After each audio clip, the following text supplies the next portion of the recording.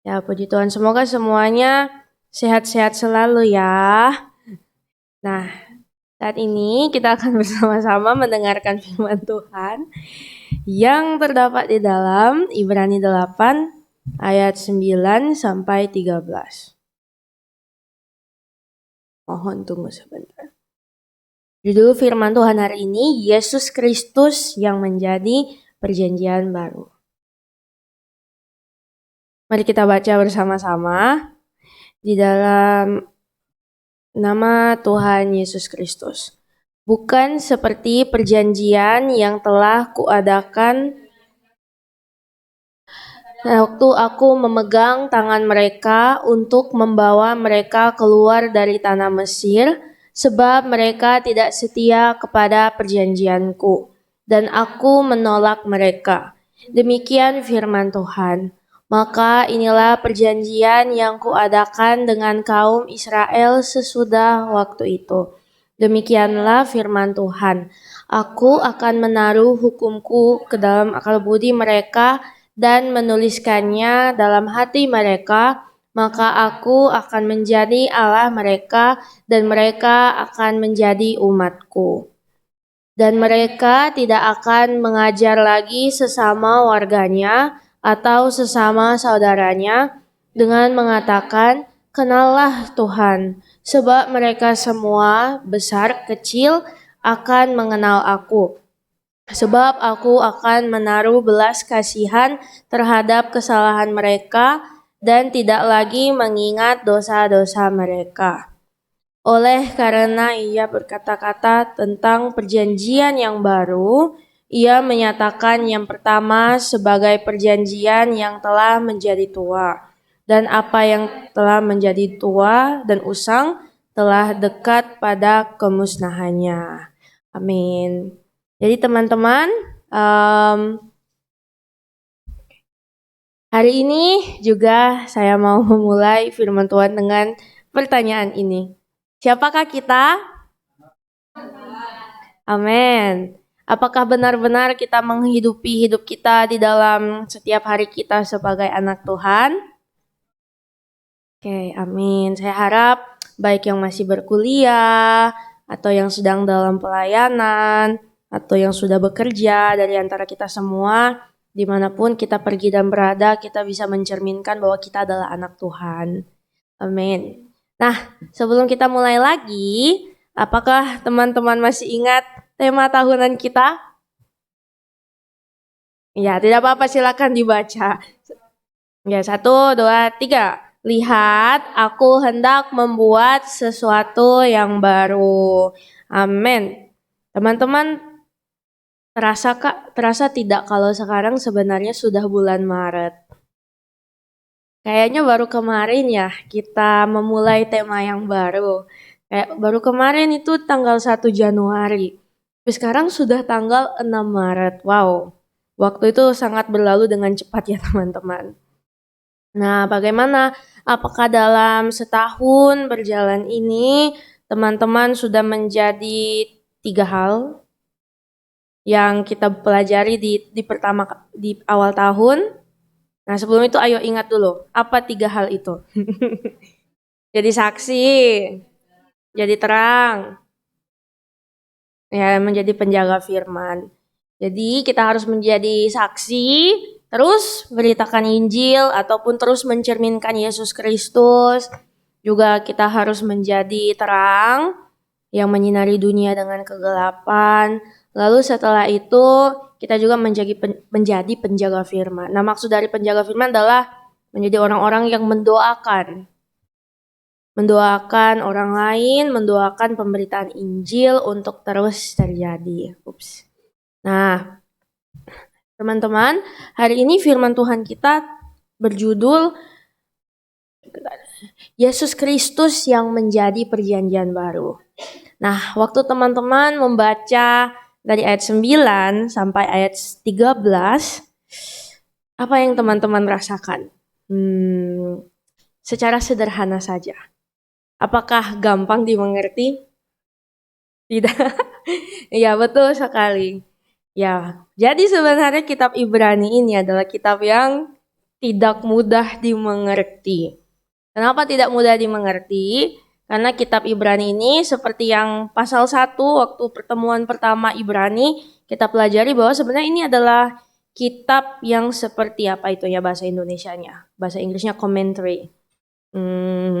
Tafsiran. Ini seperti tafsiran perjanjian lama.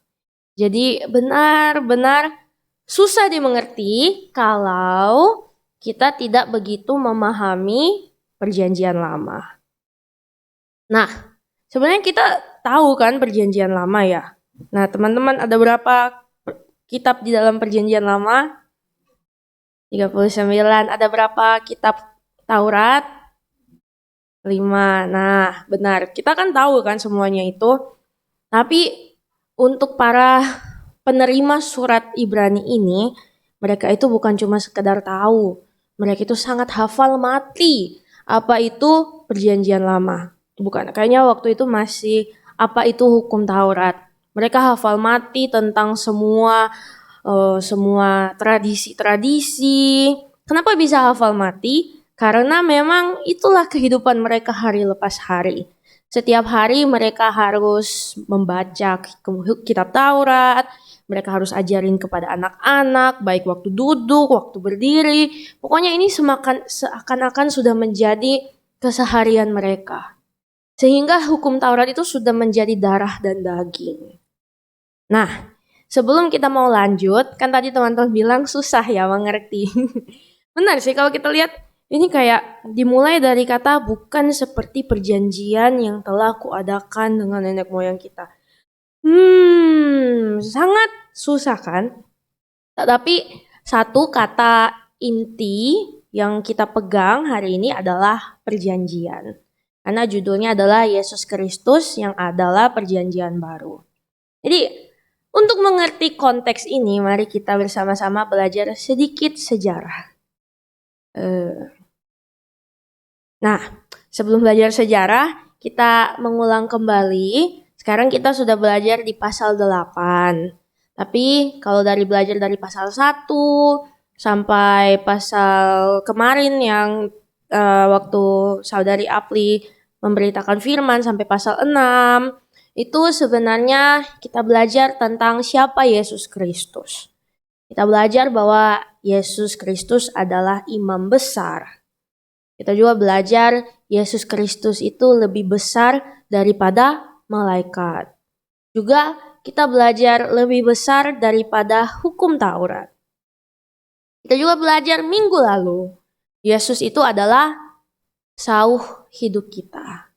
Namun hari ini yang kita akan fokus Yesus Kristus sebagai perjanjian yang baru. Sebenarnya tidak terpisah-pisah teman-teman. Semuanya ini satu. Dan kita tahu bahwa Yesus itu adalah Kristus, anak Allah yang hidup. Nah, tapi dengan ini kita lebih dalam lagi belajar tentang siapa Tuhan Yesus. Walaupun susah. Jadi saya berdoa semoga Roh Kudus menyertai kita dan mengerti firman Tuhan. Amin. Ya, mari kita belajar ya. Jadi ingat kata kunci kita hari ini perjanjian yang baru. Waktu teman-teman melihat list ini, siapakah Yesus Kristus melalui kitab Ibrani? Kalau kita gabungkan semuanya ini, apa sih persamaan mereka? Kira-kira apa sih persamaan mereka teman-teman? Apa yang membuat mereka sepertinya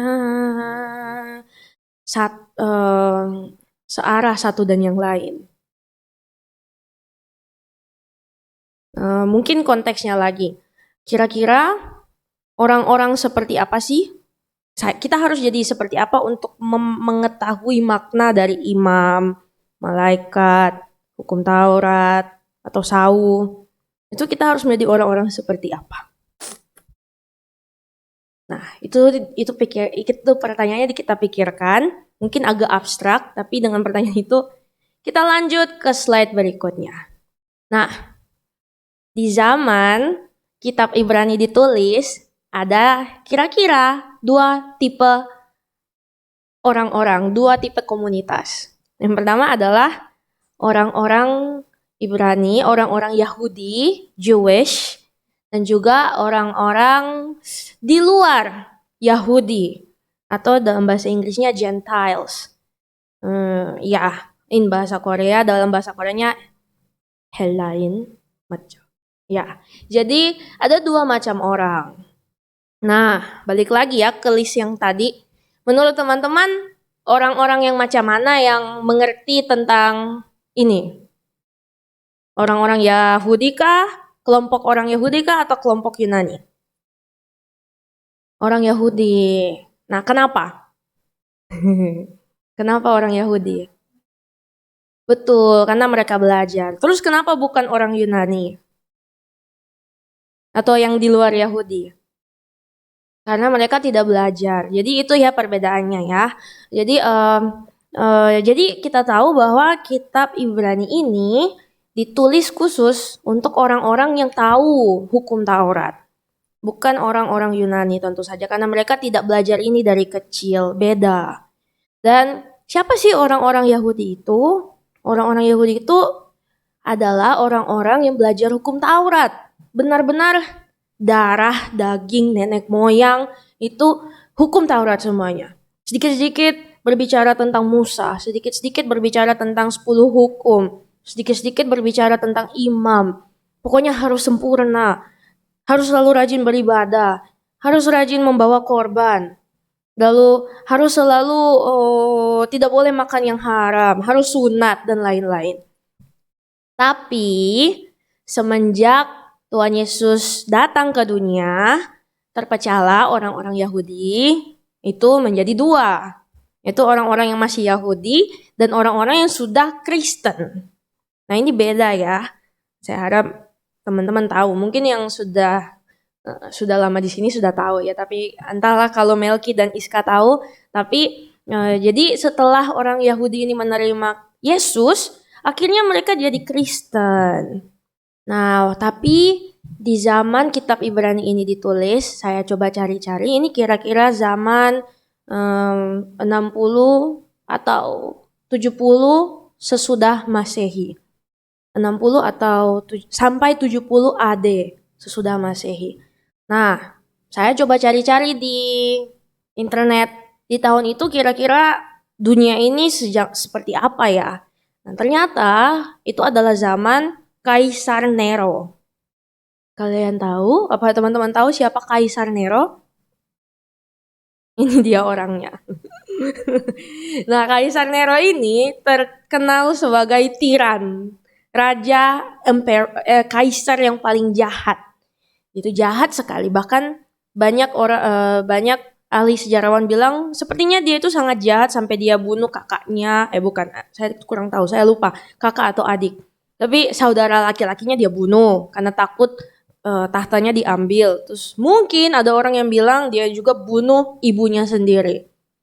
Dan dia itu sangat jahat. Kaisar Nero yang sangat jahat. Dan jemaat mula-mula yang kita tahu di Alkitab itu ada di bawah pemerintahan dia.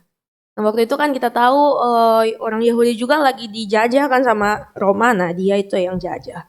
Nah, pada saat kitab Ibrani ini ditulis, kemungkinan besar, ini adalah prediksi dari para ahli-ahli teologi dan ahli sejarawan, kemungkinan besar saat itu jemaat-jemaatnya sedang tertekan oleh penganiayaan, tertekan oleh banyak hal.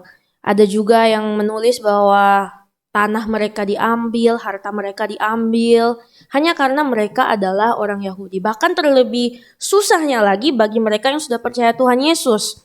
Itu lebih keras lagi hidup mereka. Mereka itu, jadi waktu itu setidaknya orang Yahudi, kalau identitas kamu orang Yahudi, belum jadi Kristen, itu kamu ada punya identitas yang masih sah. Tapi setelah menjadi Yesus Kristus, itu terkesan mereka itu selalu dipinggirkan, diasingkan. Nah, pada saat itu, orang-orang Yahudi yang sudah menjadi Kristen ini adalah orang-orang yang sangat tertekan dalam hidup. Harta mereka dirampas, sanak saudara mereka telah dianiaya, dan penganiayanya itu sangat mengerikan. Saya coba cari-cari, ada yang orangnya dijadikan obor untuk menjadi untuk menjadi penerang di istananya Nero. Ada orang yang diikat dengan kulit binatang, terus dirobek dengan anjing-anjing robek. Dan lebih kejam lagi, itu kayaknya yang paling kejam. Lalu yang lain ya dibunuh, dipenggal. Sedang terjadi seperti itu. Dan mungkin pada saat itu, para orang-orang Kristen benar-benar rasa teraniaya sebagai orang Kristen, teraniaya sebagai anak-anak Tuhan Yesus. Mereka sempat berada dalam dilema. Aduh, saya harus bagaimana dalam hidup? Dan sepertinya di tengah-tengah dilema dan keputusasaan itu, banyak yang mau kembali kepada tradisi-tradisi perjanjian lama. Banyak yang sudah tidak mau lagi menjadi Kristen karena merasa tidak aman, tidak nyaman.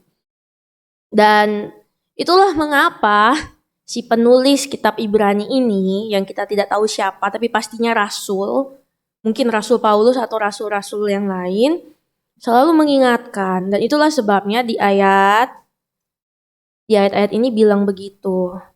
Hei, kalian jangan terikat dengan perjanjian yang lama.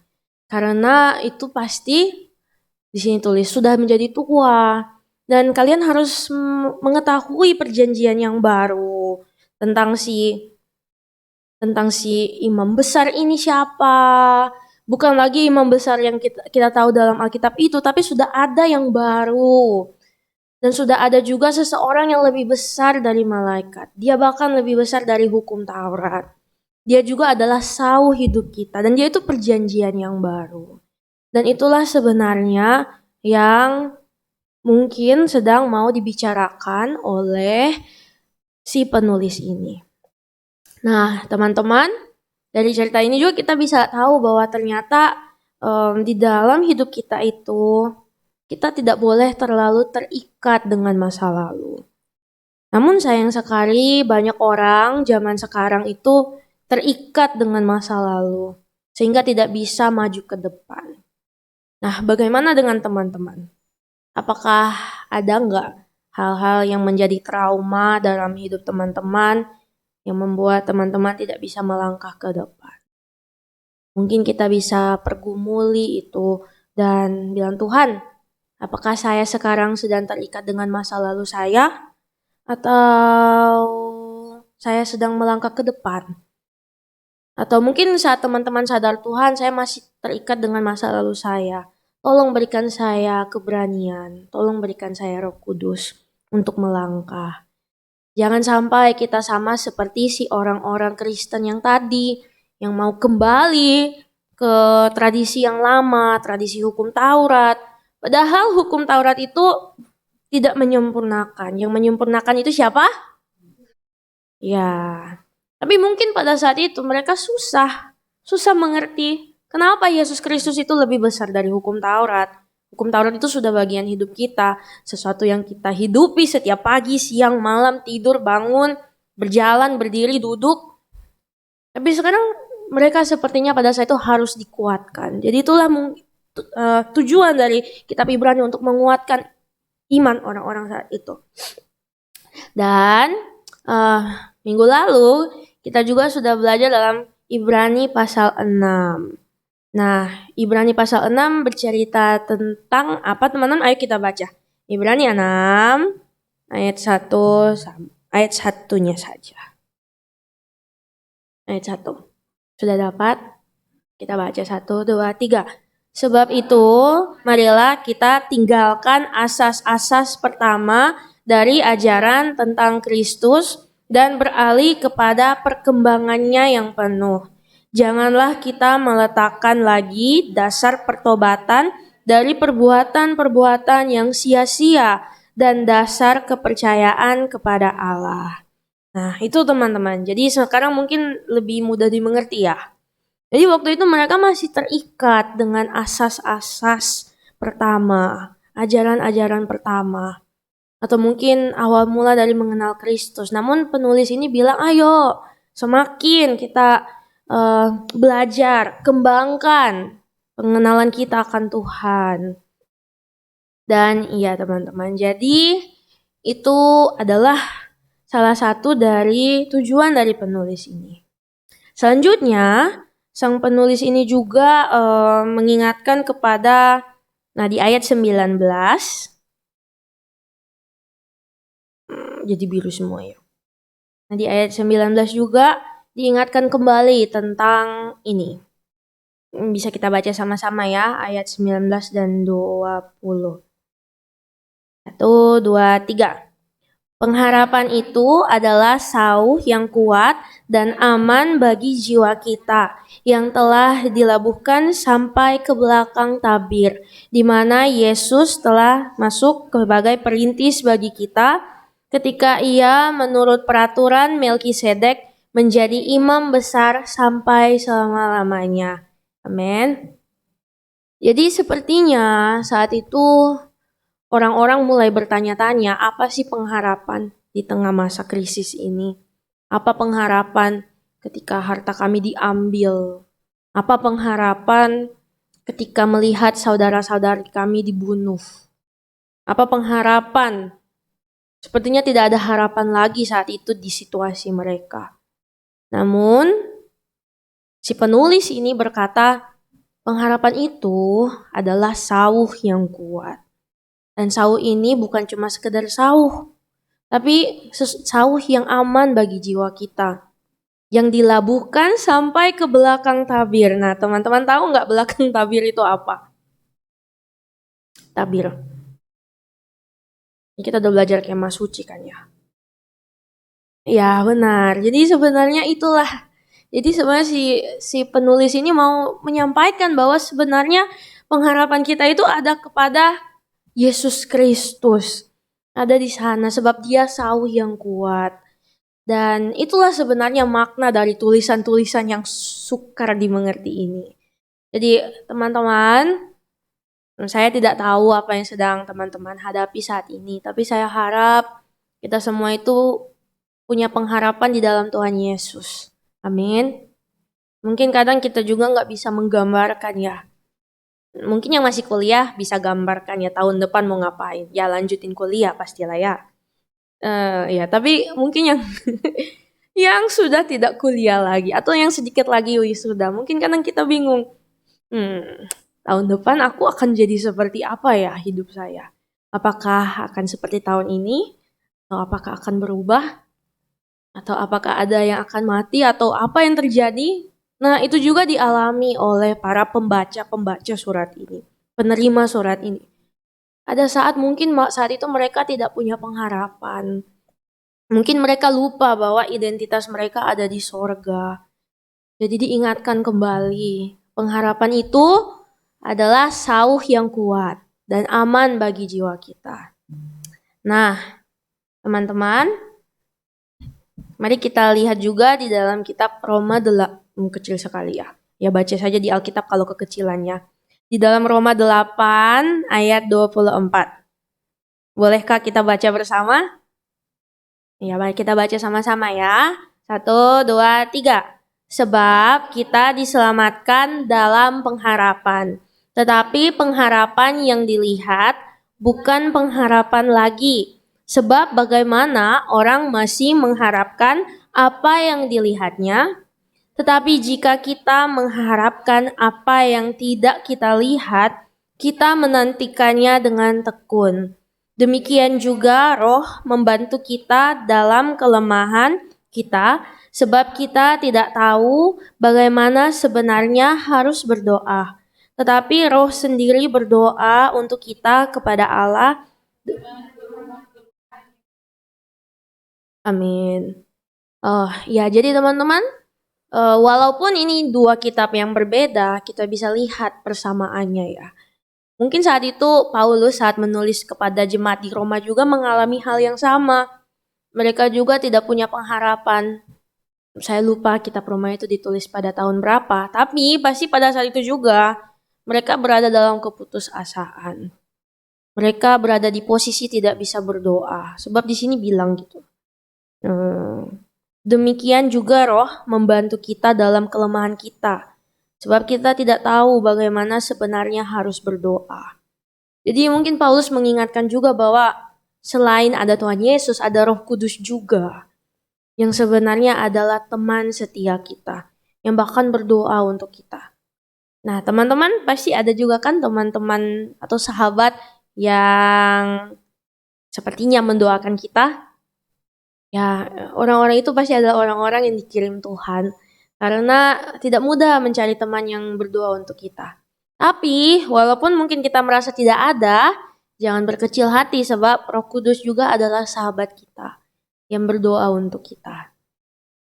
Nah, sekarang kita bersama-sama melihat, ini adalah kutipan dari ayat yang kita baca di kitab Ibrani tadi. Nah, kita mempunyai imam besar yang demikian, yang duduk di sebelah kanan tahta yang maha besar di sorga. Nah, apa sih maksud si penulis ketika menulis ini kepada si orang-orang yang membaca surat ini? Nah, si penulis juga mengingatkan bahwa imam besar itu bukan hanya imam besar yang kalian baca di dalam hukum Taurat, juga bukan imam besar yang mungkin saat ini ada. Tapi imam besar itu adalah dia yang sudah duduk di sebelah kanan Allah Bapa di sorga. Dan dialah Tuhan Yesus Kristus. Dialah perjanjian baru itu. Nah, teman-teman, ini adalah inti. Jadi tadi saya bilang kata inti dari firman Tuhan hari ini itu apa? Nah, perjanjian. Dan sebenarnya apa sih perjanjian yang baru itu? Nah, ini adalah perjanjian baru yang kita sudah tahu. Perjanjian itu adalah Dia yang mati untuk dosa-dosa kita. Dia yang tahu bahwa kita adalah orang-orang berdosa yang tidak bisa luput dari hukum Taurat. Dan Dia adalah seorang anak yang diutus dari keturunan perempuan. Siapakah Dia? Dia adalah Yesus Kristus. Jadi si penulis nggak langsung bilang bahwa Yesus Kristuslah harapanmu. Tapi si penulis ini mencoba membuat mereka mengerti lebih dalam dengan pengetahuan yang mereka sudah miliki, yaitu hukum Taurat. Dan kita juga pasti tahu kan tentang di sini semuanya sudah tahu jalan keselamatan. Bagaimana umat manusia jatuh di dalam dosa dan bagaimana Yesus Kristus menebus dosa kita. Nah, itulah perjanjian yang baru. Bukan perjanjian baru yang ada 27 kitab, tapi maksud di sini adalah kepada seorang pribadi yang telah dijanjikan untuk menjadi pengharapan kita. Dan teman-teman ingat juga kan, Tuhan berikan perjanjian-perjanjiannya di masa lampau. Seperti perjanjian dibebaskan dari Mesir, diberikan jalan di padang gurun, ada tiang awan dan tiang api. Namun kali ini perjanjiannya itu lebih baru lagi. Dia tetap hadir, baik di masa sukar, seperti di padang gurun, atau mungkin di masa-masa lelah dan tidak tahu harus kemana, seperti di padang gurun. Dan sekarang perjanjian itu telah menjadi baru di dalam setiap langkah jemaat-jemaat di gereja lama, di jemaat-jemaat di gereja mula-mula. Dan ternyata perjanjian yang baru itu juga terus berlanjut sampai di zaman kita, setelah 2000 tahun setelah itu. Nah, teman-teman, walaupun memang mungkin agak susah mengerti kitab Ibrani, tapi kalau kita dalami dalam-dalam, sebenarnya kitab Ibrani ini terhubung dengan kita, terhubung dengan jiwa kita. Hanya saja kita butuh hikmat Tuhan, kita butuh Roh Kudus untuk selalu mengerti maksud Tuhan. Dan saya harap dari firman Tuhan hari ini kita bertanya kepada diri kita, Tuhan, bantulah saya untuk mengetahui seberapa dekatkah perjanjian baru itu dalam hati saya. Walaupun mungkin kadang firman itu hanya sampai di kepala, kita berdoa, Tuhan tolonglah supaya perjanjian ini turun ke hati saya. Bantu saya mengerti. Dan karena seperti yang 2 minggu lalu saya sempat sampaikan bahwa tidak bisa kita mengasihi Tuhan kalau tidak mengenalnya kan. Artinya tidak bisa kita merasakan Tuhan di hati kalau di kepala kita belum ada Tuhan. Kalau kita belum belajar tentang Tuhan. Bukan berarti belajar saja cukup, tidak. Tapi kita juga butuh Roh Kudus agar supaya apa yang kita pelajari tentang firman Tuhan turun ke dalam hati kita. Nah, jadi teman-teman, akhir dari firman Tuhan hari ini, mari kita buka Efesus 1 ayat 3 sampai 7. Ini adalah ayat yang mungkin dapat memberikan penghiburan kepada kita tentang Yesus Kristus sebagai perjanjian yang baru. Sudah dapat? Efesus 1 ayat 3 sampai 7.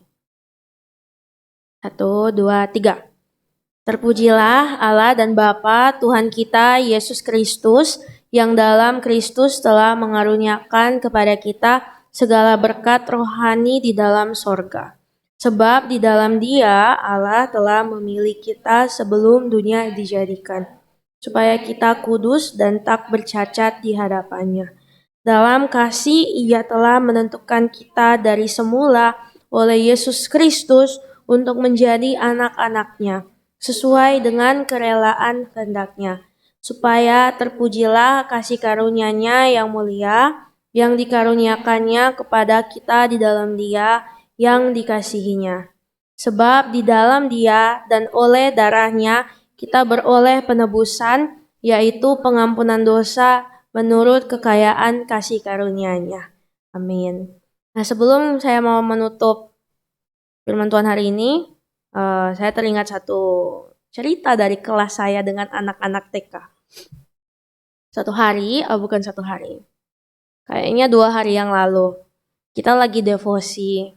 Dan sekarang kami devosinya itu sudah dicerita tentang seorang wanita sundal mengolesi kaki Tuhan Yesus dengan minyak.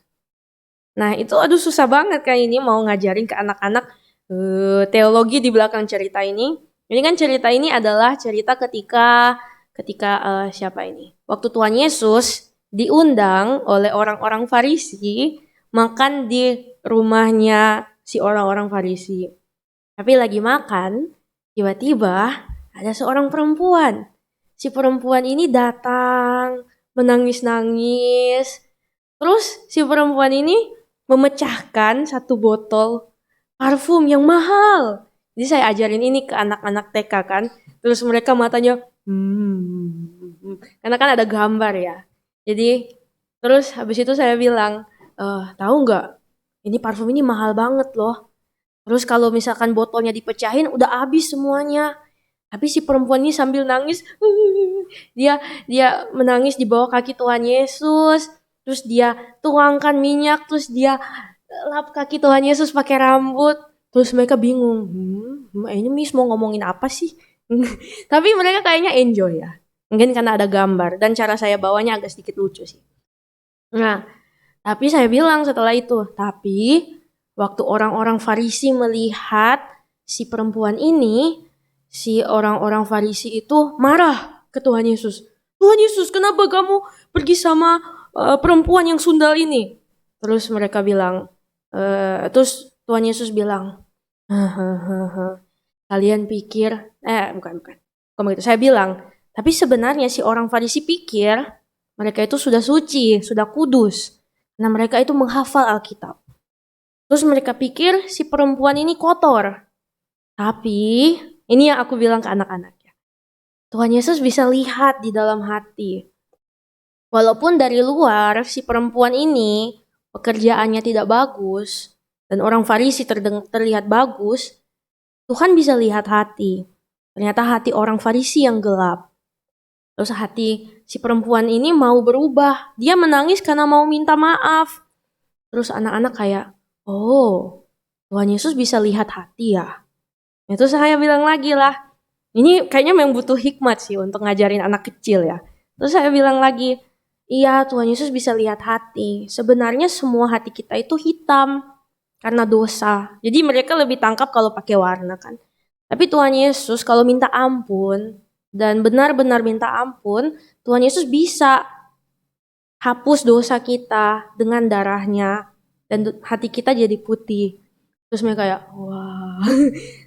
Terus setelah itu aku bilang lah pakai lagu. Karena kan anak TK pasti mengerti lagu kan. Aku ajarin lagu What Can Wash Away My Sin. Apa itu lagunya? Dihapuskan dosaku hanya oleh darah Yesus. Terus mereka dengar baik-baik. Terus aku, wah syukur banget. Aku senang lihat mereka kan. Terus aku bilang lah, semua kita hatinya hitam gelap. Tapi darah Yesus bisa buat hati kita putih seperti perempuan ini. Terus akhirnya setelah itu mereka nyanyiin terus. Dihapuskan dosaku hanya oleh darah Yesus. Terus hari ini disuruh putar lagi. Ya jadi seperti itu teman-teman. Itulah perjanjian baru. Perjanjian baru itu adalah ketika dosa kita yang sangat hitam itu dihapus menjadi putih. Sangat sederhana. Ya jadi begitulah caranya kita untuk mengerti firman Tuhan. Dosa kita yang hitam itu dapat dihapuskan menjadi putih dan itulah perjanjian baru. Mari kita berdoa. Tuhan Yesus, kami bersyukur karena Engkau baik dalam hidup kami. Kami percaya bahwa perjanjian yang baru itu adalah ketika Tuhan Yesus mati di kayu salib, menghapus dosa-dosa kita. Tuhan Yesus bantu kami untuk semakin hari semakin mengerti Engkau. Kami percaya Engkau adalah imam besar kami. Engkau lebih besar dari hukum Taurat. Engkau lebih besar daripada malaikat-malaikat. Dan Engkau Tuhan adalah lebih besar dari Melkisedek. Dan hari ini kami juga belajar lagi, Engkau adalah pengharapan kami. Engkau adalah sauh dan bahkan Engkau adalah perjanjian yang baru. Bantu kami Tuhan untuk mengerti firman-Mu ini dan bantu kami untuk semakin hari semakin mengenal Engkau. Di dalam nama Tuhan Yesus Kristus kami berdoa. Amin. Saya serahkan kembali kepada